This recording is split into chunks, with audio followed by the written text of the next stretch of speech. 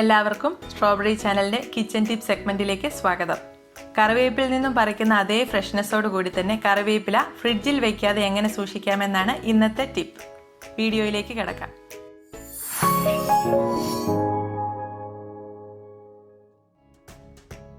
കറിവേപ്പിൽ നിന്നും ഇതുപോലെ തലഭാഗം ഒടിച്ചു വേണം എടുക്കാൻ. അപ്പോൾ പുതിയ നാമ്പുകൾ വന്ന കറിവേപ്പില നല്ല രീതിയിൽ വളർന്നു വരും.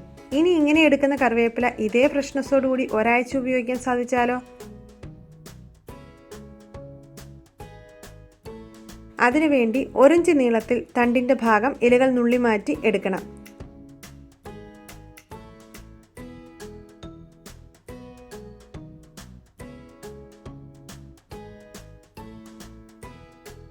ഇനി ഒരു ഗ്ലാസ്സിൽ വെള്ളം എടുക്കുക.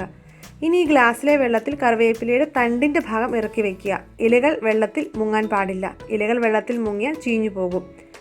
2-3 ദിവസം കൂടുമ്പോൾ വെള്ളം ഒന്ന് മാറ്റി കൊടുക്കണം. അത്രയേ വേണ്ടൂ. ഇനി നിങ്ങൾ ആദ്യമായിട്ടാണ് ഇത് കാണുന്നതെങ്കിൽ ഒന്ന് പരീക്ഷിച്ച് നോക്കൂ. എന്നും കൈയെത്തും ദൂരത്തു നിന്നും ഫ്രഷായ കറിവേപ്പില പറിച്ച് കറിയിൽ ചേർക്കൂ. നന്ദി. നിങ്ങളിൽ ചിലർക്കെങ്കിലും ഈ വീഡിയോ ഉപകാരപ്പെട്ടു എന്ന് പ്രതീക്ഷിക്കുന്നു.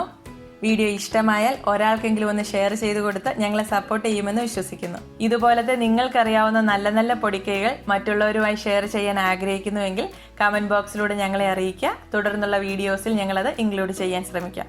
മറ്റൊരു വീഡിയോയിലൂടെ കാണാം. എല്ലാവർക്കും നന്ദി.